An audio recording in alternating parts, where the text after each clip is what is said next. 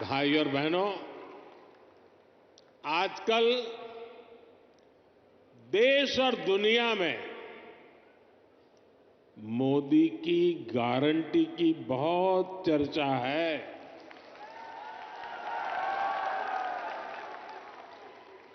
और रेवाड़ी तो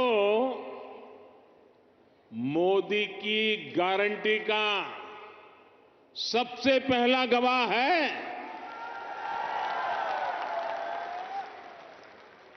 यहां पीएम पद के उम्मीदवार के रूप में मैंने देश को कुछ गारंटियां दी थी। देश की इच्छा थी कि दुनिया में भारत की साख बढ़े। ये हमने करके दिखाया। देश की इच्छा थी कि अयोध्या में प्रभु राम का भव्य मंदिर का निर्माण हो। आज पूरा देश भव्य राम मंदिर में विराजे राम लला के दर्शन कर रहा है। और तो और कांग्रेस के लोग, जो लोग हमारे भगवान राम को काल्पनिक बताते थे,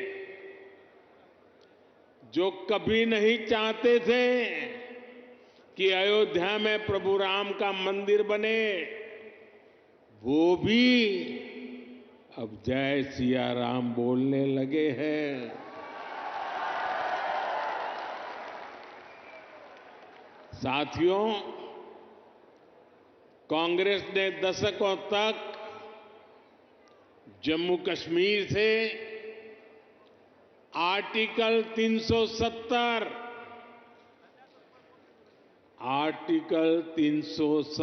हटाने पर रोड़े अटकाए थे। मैंने आपको गारंटी दी थी कि जम्मू कश्मीर से आर्टिकल 370 हटाकर रहूंगा। आज कांग्रेस की लाख कोशिश के बावजूद आर्टिकल 370 इतिहास के पन्नों में खो गया है।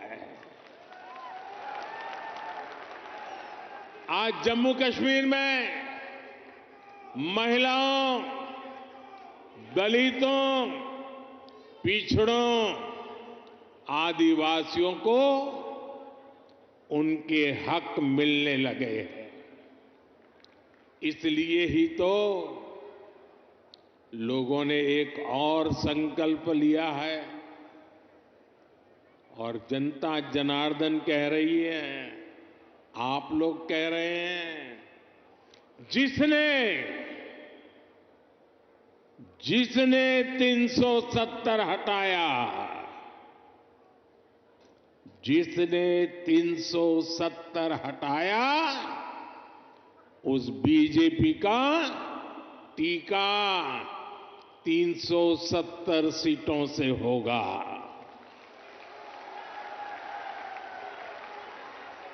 बीजेपी के 370 ही पहुंचाएंगे एनडीए को 400 पार। साथियों, यही रेवाड़ी में मैंने पूर्व सैनिकों को 1 रैंक 1 पेंशन लागू करने की गारंटी दी थी। कांग्रेस वाले सिर्फ 500 करोड़ रुपए दिखाकर 1 रैंक 1 पेंशन लागू करने का झूठ बोलते थे। रेवाड़ी की वीर धरा से लिया गया वो संकल्प मैंने आपके आशीर्वाद से पूरा किया। अभी तक ओआरओपी के तहत वन रैंक वन पेंशन के तहत पूर्व सैनिकों को करीब करीब 1,00,000 करोड़ रुपए मिल चुके हैं और इसके बड़े लाभार्थी हरियाणा के भी पूर्व सैनिक रहे हैं। सिर्फ रेवाड़ी के ही सैनिक परिवारों की बात करूं तो उन्हें ओआरओपी से 600 करोड़ रुपए से ज्यादा मिले हैं। आप मुझे बताइए, जितना पैसा रेवाड़ी के सैनिक परिवारों को मिल रहा है उससे भी कम कांग्रेस ने पूरे देश के पूर्व सैनिकों के लिए बजट में रखा था, सिर्फ 500 करोड़। ऐसे झूठ और धोखेबाजी के कारण ही कांग्रेस को देश ने नकार दिया है। साथियों, मैंने रेवाड़ी वासियों को,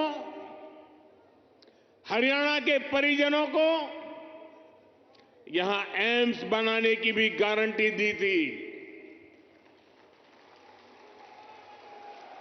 आज यहां एम्स के निर्माण की प्रक्रिया शुरू हो गई है और हमारे राव इंद्रजीत तो इस काम के लिए लगातार, वो बोलते कम है लेकिन जो तय करे उसके पीछे लगे रहते हैं। आज एम्स का शिलान्यास हुआ है तो मेरी गारंटी की, और मैं आपको कहूंगा कि आज उसका शिलान्यास किया है और लोकार्पण भी हम ही करेंगे।